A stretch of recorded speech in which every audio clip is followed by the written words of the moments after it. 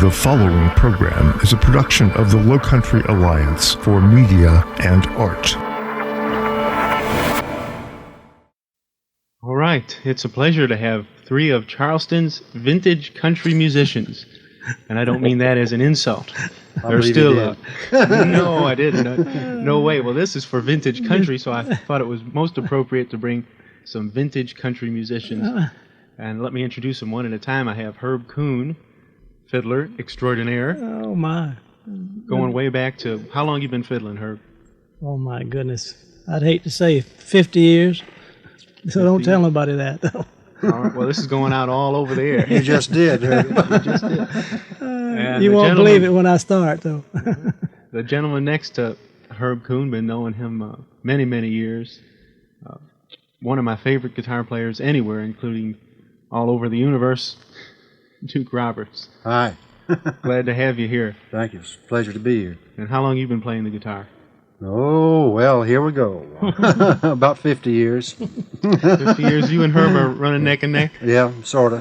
All right. And then the junior member here. I introduced Herb as the senior member.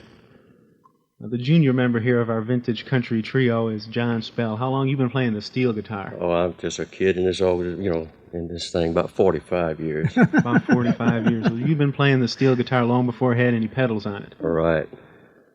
But you made the transition and now play the pedal steel guitar? Oh, yes. Mm-hmm. Everybody wants to see a John Spell in action. The Beeliners are still very active around Charleston, as is Duke Roberts, of course. Exceptional guitarist. All right, let me start by interviewing Herb Koon about how you began playing the fiddle and how did you meet these other two guys? Well, I studied music under a private teacher for about 7 years, and then my last 2 years of high school, junior and senior year, I lived not so far from Newberry, so I went to Newberry College for a couple of years of music.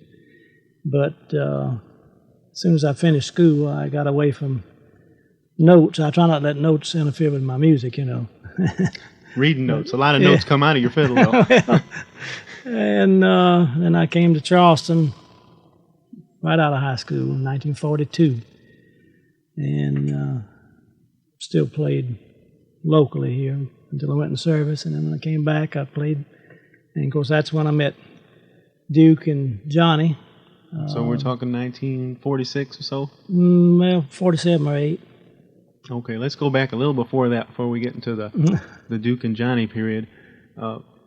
What kind of music were you playing back then? Square dances? Oh, yeah, square dances. I have a brother that played, and of course I was like Johnny when I started. If I hadn't been able to go with his brother, my parents wouldn't let me go on out. I was just a kid, But he and 2 or 3 of the local people and I played together, a lot of square dances. I bought my first bicycle playing square dances. Right. Yeah. $35, that was a big bicycle then. How much money were you making when you played a square dance back then? Oh, we felt real good if we made $2.50. Big money. Yeah, man. That went a long way on that bicycle. I didn't have to play but 25 or 30 square dances, And you were on the road? Yes, sir. All right. Now, when you first met, I believe you met Duke before you met John, didn't you? Or the other way around? I believe it might have been Johnny first, yeah. Okay, and he was just a lad of 12 years old. I guess something like that. Playing the steel guitar? Yes, sir. He'd sit in a straight chair and his feet wouldn't reach the floor. He had that steel in his lap. Of course, his daddy wouldn't let him go out with just anybody. You had to go to his front door and his daddy know who he was going out with, which was the only way, He couldn't let a kid like that go out. Right. And John told me that he'd play a square dance out in the country with you and fall asleep on your wife's lap on the way back. Yeah. That's the truth. My wife went with us. We didn't have any family for 5 or 6 years, and she went with us a lot in those days. And John would lay on her shoulder, on her lap, sleep all the way back home. Okay. Can you set the scene for me about what kind of location would be, a schoolhouse, and how many people would be there, and what would go on? Just a general impression of what a square dance was like back in the late 40s around Charleston. It was, I remember several places we played. Was the old two-room schoolhouse that to make two rooms, it was a set of folding doors that divided, and of course they'd open those doors up and made it all into one room. And goodness knows how many people we'd have. The place would just be overrun, you know. And you had a sound system? We had a microphone. Just one microphone for everybody? Yeah. And the fiddler would get the microphone? No, not necessarily.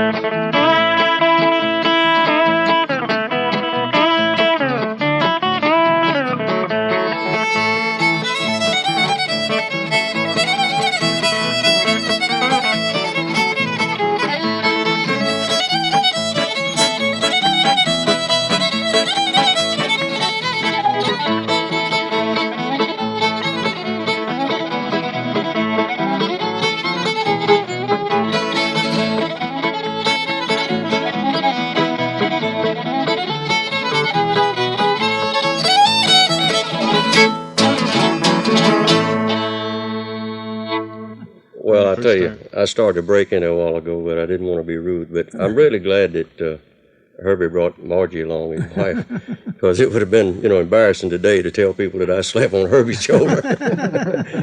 But that's a fact. And I think, as he mentioned, him starting early in life, and my parents weren't all that strict, but they were good parents, and they wanted to be sure that I didn't get into trouble with this music thing. As a matter of fact, I started taking music under a number system, and like Herbie said, when the notes came along, that was foreign language to me, and I wasn't interested in it at all. It was interfering with my playing, so that's when I got away from lessons. But I sort of took up playing by ear at that point. Well, I noticed that picture. John Spell brought in a beautiful old picture taken in about 1947, and your feet are just barely hitting the ground there, and you're playing an old Oahu steel guitar with a Oahu amplifier. Right. Steel guitar was a pretty popular instrument in the 40s, wasn't it? Oh, yeah, because Eddie Arnold, his steel guitar player, played a dominant role in his style. So did Oswald with Roy Acuff, and even with your West Coast entertainers, they had different styles. But the steel guitar was a real popular instrument at that time. Getting back to entertaining, had it not been for Herbie convincing my parents, that we were playing at the right places, and there were no alcoholic beverages served at the places we played.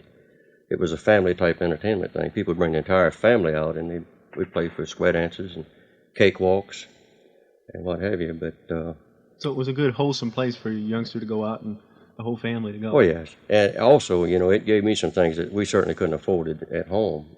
I came from a pretty large-sized family, and it helped me with some things that I'm sure my father couldn't have afforded for me. And, it's been good to me.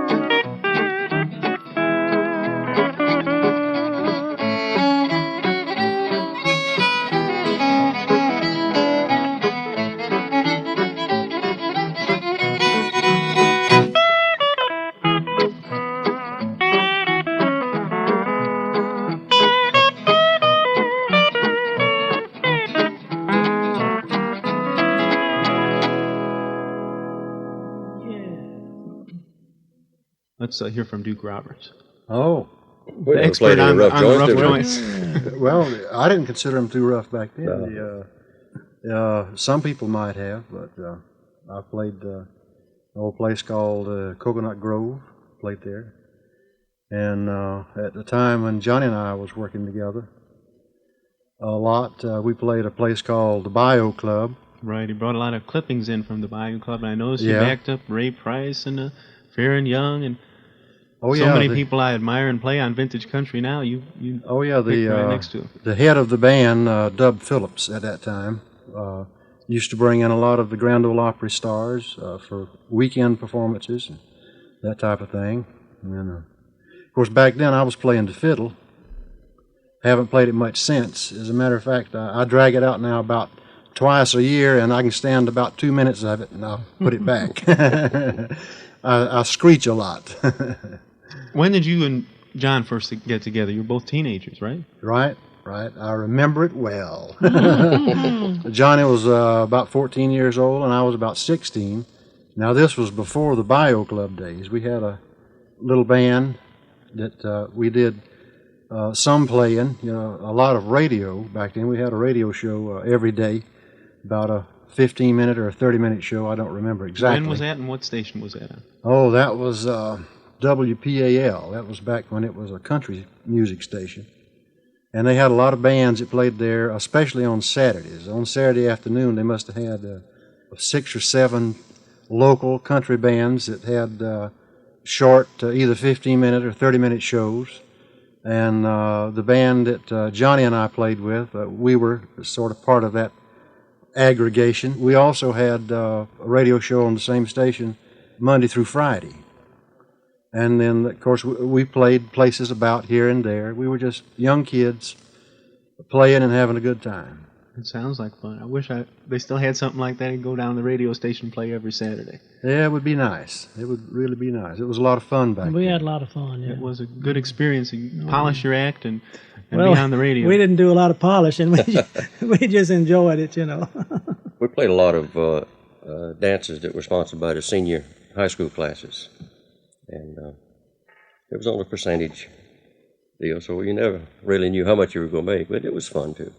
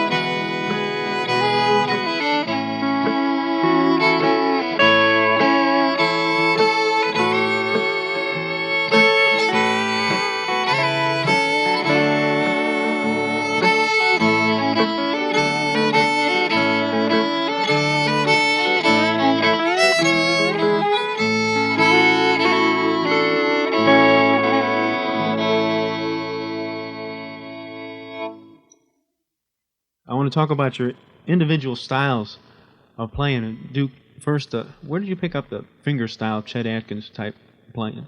Well, I had always been interested in that style of playing. I always considered Chet Atkins probably one of the best guitarists in the world, and I like the idea of being able to sit down with the guitar and let it be a complete instrument. And you can do that playing fingerstyle because you can play a bass line with a few notes of the chord and the melody on the top.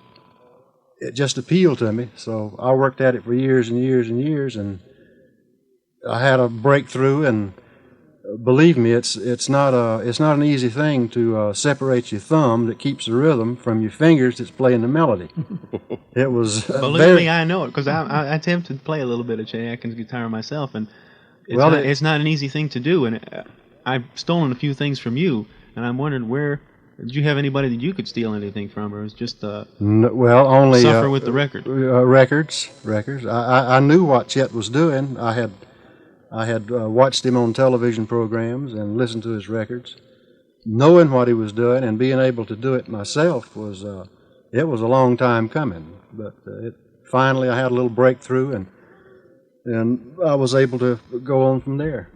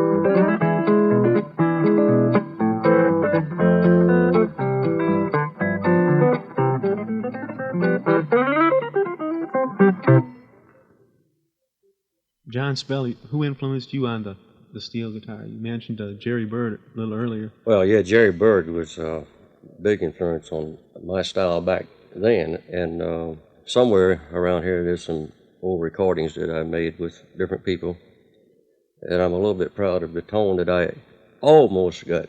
It was close to Jerry Bird's tone, but this guy had a terrific touch on steel, and I think if he were around today, he'd be something to reckon with. But as time progressed, and of course the style and whatever progressed too, the pedals.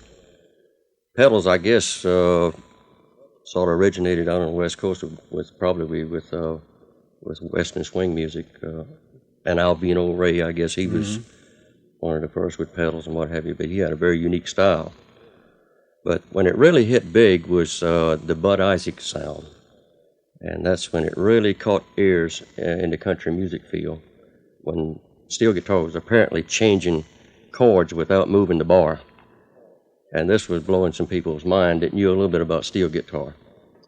And I'm sure that Duke probably remembers this. There was a Grand Ole Opry show at the county hall, and Shot Jackson, I believe, was on that Grand Ole Opry show, and he had a pedal steel guitar that he had made, and it was a very simple pull mechanism, and just tightening strings, 2 strings, and it would change the tuning of the guitar.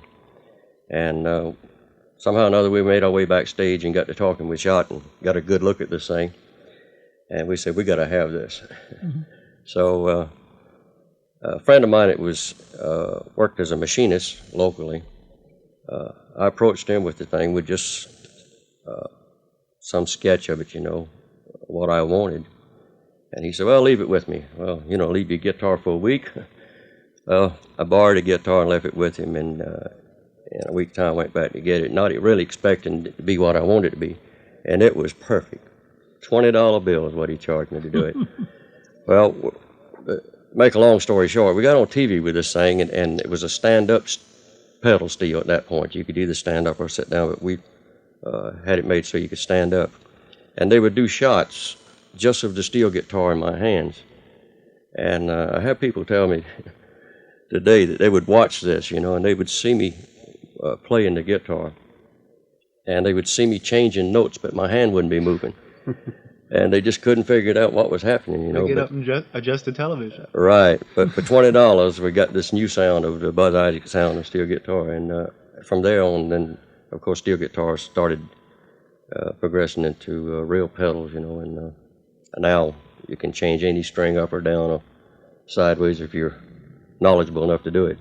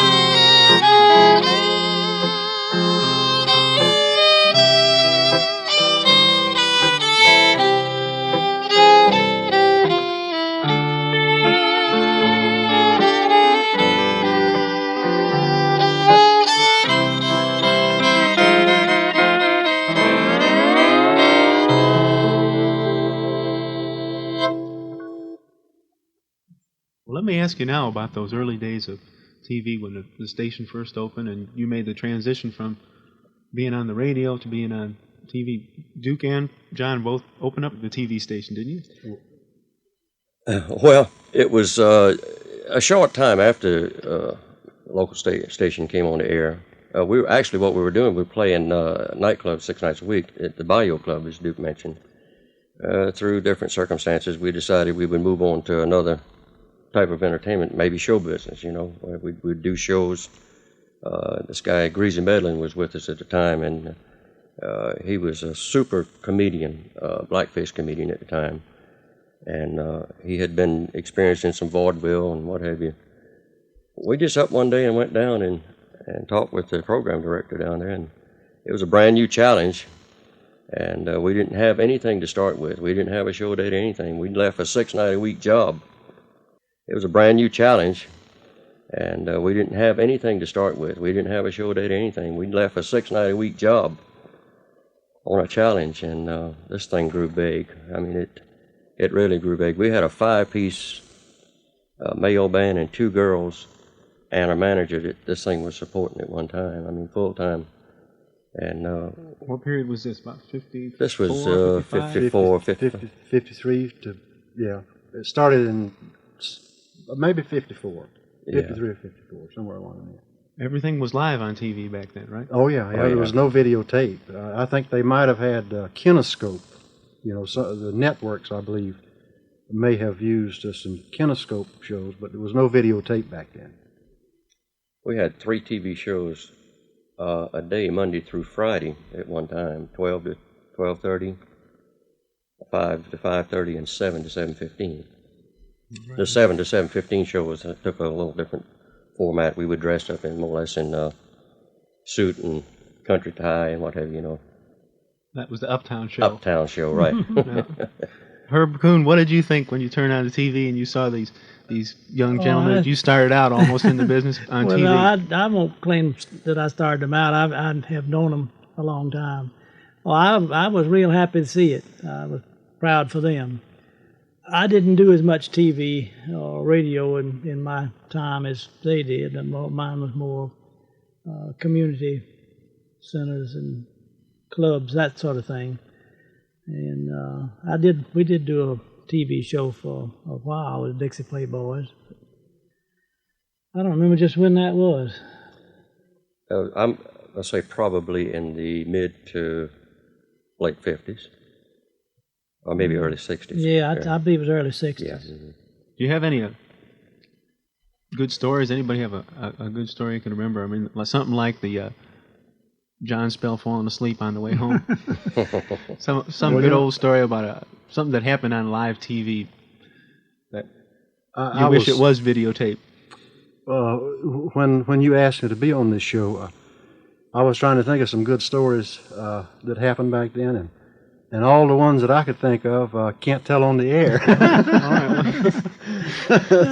I will say this, talking about the fun days of radio, when we were down there, if you remember, a guy named Lonnie Moore was the manager and program director in Hall, and he was a regular on our show. He emceed our show, and he just took part just like he was a regular member of the band.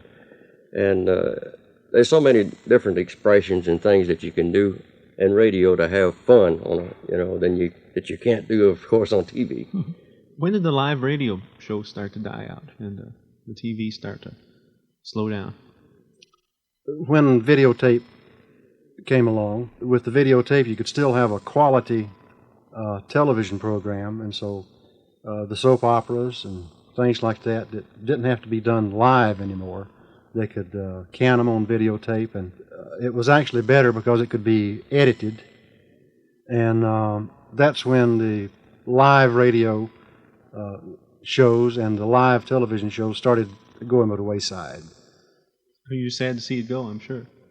Well, I tell you, I had a lot of fun back then. It was very interesting, all aspects of it, as far as I was concerned. The playing and the friendship among the other musicians and traveling that we done. It was just all fun. Right. I think live radio inspires young people that are listening to the radio. It gets people excited about music. You'd go down to the station and watch the musicians, and be a certain time, if you knew you were coming on at 6 o'clock in the morning, you'd go and warm up your radio and listen to the musicians. A lot of people have memories like that, and I think it was an important part of inspiring more country musicians, keeping the tradition alive. Oh, I'm sure it was. The live bands they were a great inspiration to musicians coming up back then. Well, it was to me. When I was a kid, before I started playing professionally, I used to catch every live radio show, country band that I could. I knew when all of them were coming on, and I'd be near a radio when they did come on. Not only was it an inspiration, but it was a good way to learn, because you could hear new tunes, and a lot of times it was tunes that hadn't even been put out on record. They were good tunes, but for instance, a person like maybe Eddie Arnold back in those days, he might record 2 tunes a year. By listening to live bands, you could hear a lot of good music that wasn't even recorded. Roger, also over a period of years, we sort of don't want to give the impression that live radio is completely gone, but because it hadn't been all that long that I've played some remote radio for openings of different businesses and what have you, and that's a fun thing too, even today. But that's about all there is left of it, though. I mean, the live radio show of the band coming on every morning at 6 o'clock, I think that's just about gone. Well, I can appreciate that too, because you know what time you have to get up in the mornings to make a live 6 o'clock radio show? Too early for me. I don't see how. Yeah, every song you have to key down about 2 or 3 keys to sing at that time. I know.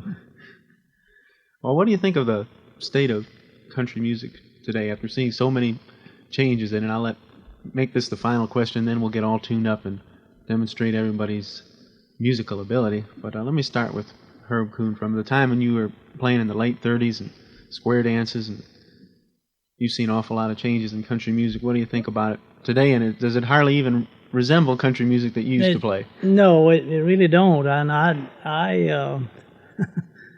a traditionalist, I guess. I wish it would get back to the old standards and this sort of thing more than so much 4-part harmony and all kind of music arrangements and all this stuff. I think this is good old fiddle and steel and lead guitar, straight country music it's just the best. I second the motion. That's what I love too. I do. I sure do. Well, Duke Roberts has been a very active professional country musician all through these 3 decades now, and he's seen a lot of changes and had to adjust to the changes to keep making a living, and he's still very successful. So what are your impressions? Back then and now? Right. Well, there's one thing that comes to mind. Back in the early 40s and early 50s, the singing stars from the Grand Ole Opry, like Hank Williams and Eddie Arnold and Ernest Tubb and so on, they always used their own bands on their recordings. And the musicians had, they could play like they wanted to play. It gave the musician an opportunity to do something that he had learned himself. And I've noticed that nowadays, a lot of country music, it sounds like it all comes from the same mill. Like it's everything is manufactured, and it all sounds alike to me. The little fill-in licks that the guitar players use and the little fill-in licks that the steel players use, I hear them on 100 different recordings, and I don't particularly care for that change. Right. I agree with you wholeheartedly on that. When I play the records on Vintage Country, sometimes I don't have the data in front of me of who's playing, but I know if that's Tommy Jackson playing the fiddler. I know if it's Dale Potter. That's right. And Grady Martin. You can recognize they're playing. They have their own style. That's right. And that's the kind of stuff that inspired me and got me interested in country music. Mm-hmm. I don't want to sound like a machine. Well, that's the whole thing. I think we got too much machine playing and not enough natural playing into it with these different electronics that they have today, that you can get different sounds out of instruments. But to make the entire industry sound go through a board like that, I don't think it's really good. And of course, I think this is one thing that makes a guy really hit with such a big boom like Ricky Skaggs when he comes back and brings things back down to earth. That type of entertainment, I think ever so often it takes something like that to give people back what they want in country music. Right, a good point. Well, I want to thank you all for coming down. It's been my pleasure. I've got to meet you one at a time, and I found out that you all know each other and are good friends and go back to have so many memories of country music. It's a pleasure having Herb Koon and Duke Roberts and John Spell, and now we're going to demonstrate a little bit of their music. It was our pleasure, Roger. Our pleasure. Bye.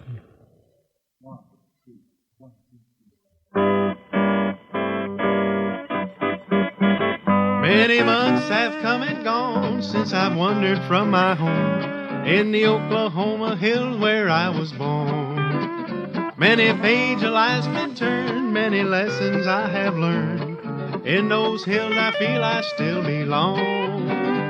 Oh, way down yonder in the Indian Nation, cowboy's life is my occupation. The Oklahoma hills where I was born. Way down yonder in the Indian Nation, ride my pony on the reservation. The Oklahoma hills where I was born.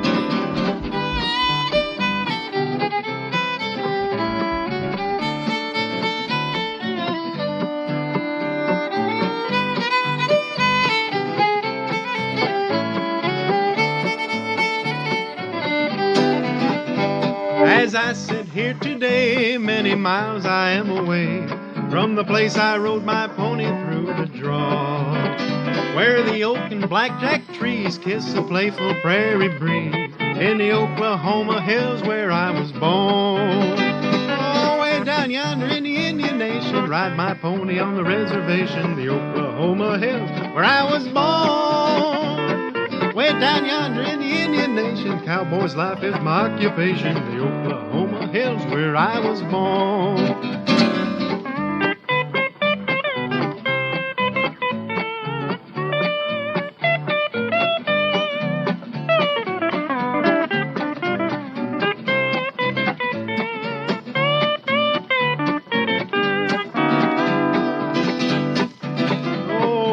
Turn life a page to the land of the great Osage, in the Oklahoma hills where I was born, where the snow-white cotton grows and the black oil rolls and flows, in the Oklahoma hills where I was born. Oh, way down yonder in the Indian Nation, cowboy's life is my occupation, the Oklahoma hills where I was born. Way down yonder in the Indian Nation, ride my pony on the reservation, the Oklahoma hills where I was born.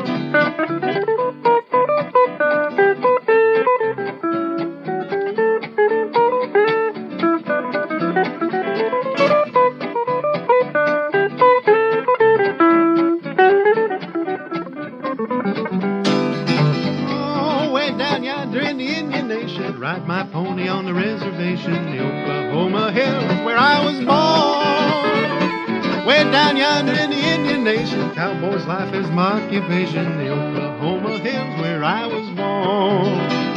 In the Oklahoma hills where I was born.